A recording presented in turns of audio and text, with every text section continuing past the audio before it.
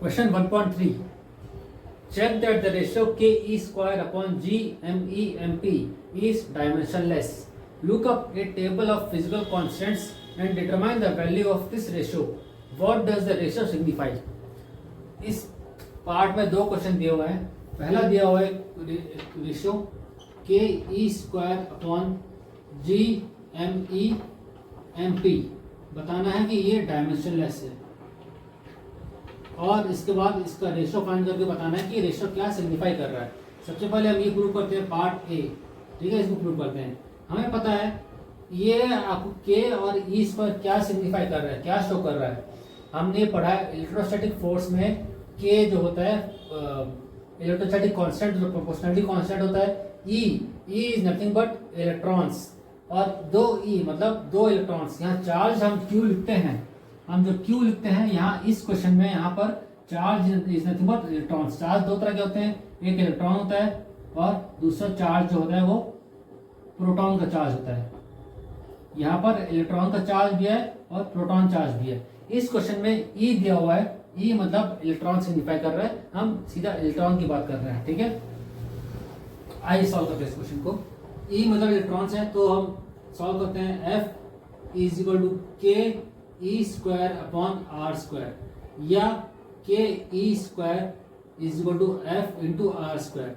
F का dimension होता है M L T minus two और आर स्क्वायर मतलब एल स्क्वायर. तो ये हो गया आपका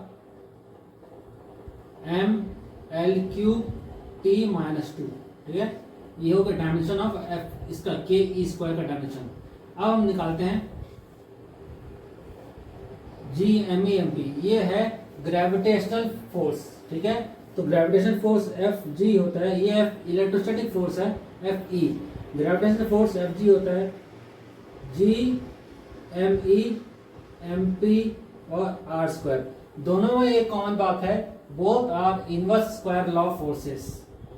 both follow inverse square law.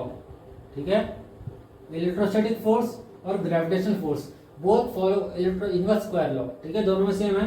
तो यहाँ से हम इसकी वैल्यू निकालते हैं G M E M P. ये हो गया एफ इंटू आर स्क्वायर और एफ इंटू आर स्क्वायर का डायमेंशन अभी हमने अभी निकाला M L cube T minus two. ठीक है, अब हमको इसका रेशियो निकालने बोला है. रेशियो क्या होगा इसका, देखिए के E square upon G M E M P. ये हो गया M L cube T minus two upon M L cube T minus two. Cancel हो गया, आगे डायमेंशनलेस. Hence proved. अब पार्ट बी देखते हैं. पार्ट बी क्या कहता है, ये रेशियो क्या सिग्निफाई कर रहा है. हमको इसके रेशियो की वैल्यू फाइंड करके बतानी है कि सिग्निफाई क्या कर रहा है. K E square upon G M M. K की वैल्यू होती है 9 into 10 raise power 9. E square हो गया 1.6 into 10 raise power minus 19 into 1.6 into 10 raise power minus 19 divided by G. Gravitational constant होता है 6.67 into 10 raise power minus 11 into mass of electron 9.1 into 10 raise power minus 31 kg into mass of proton 1.67 into 10 raise power minus 28 kg. ठीक है, ये values होती है. इसकी values रखते हैं हम तो इसके वैल्यू आता है, ये हमको याद होना चाहिए, ये है ratio of electrostatic force upon gravitational force. ये है 2.287288 इंटू 10 रेज़ पावर 39. ठीक है, ये इसको ऐसा भी लिख सकते हैं हम, electrostatic force F is equal to